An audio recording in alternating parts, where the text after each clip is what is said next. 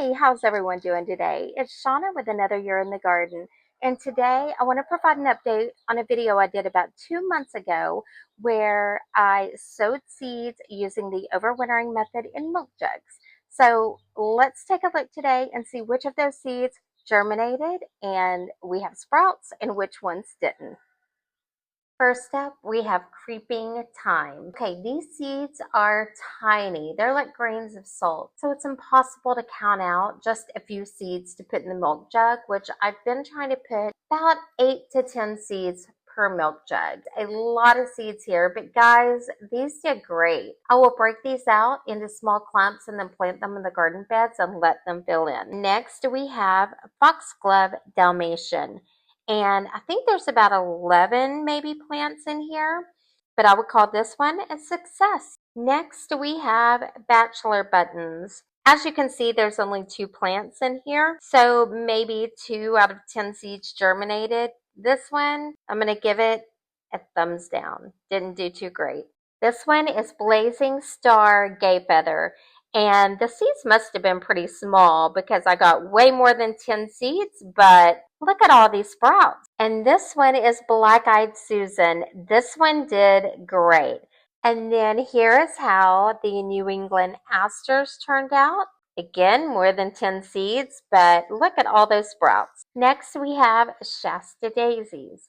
And there's probably 10 to 12 here, so I think this one is good.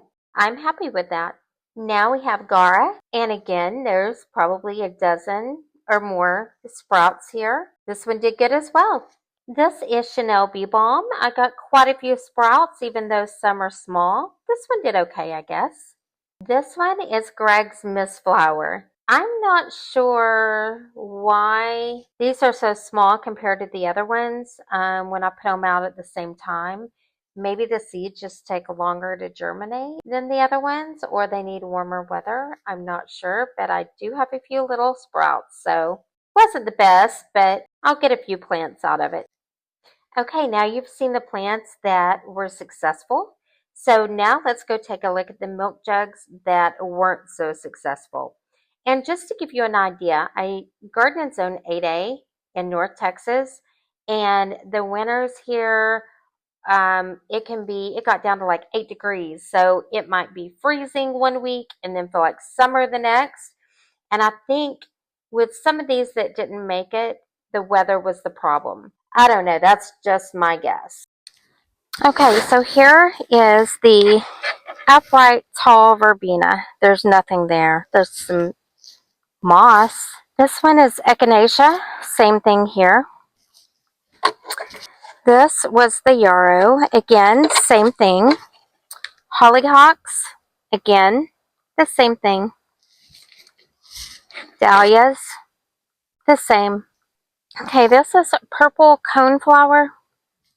Another echinacea. I think the other one was like powwow wildberry. This one's the purple coneflower. I think maybe, yeah, it looks like maybe one little sprout is coming up.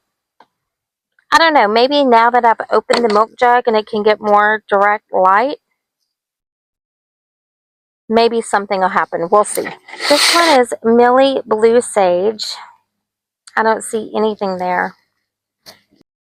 All right, and lastly, I want to show you the milkweed that I started from seed in these raised beds. They're all coming up. There's 3 different varieties. And then these right here, I started in milk jugs and then transplanted those. And these as well. So those are doing pretty good. But yeah, there's 3 different varieties in here. There is showy milkweed. And then butterfly milkweed. And then we have spider milkweed. All right, everyone, that'll do it for today's video. And until the next one, take care, and I'll see you soon. Bye.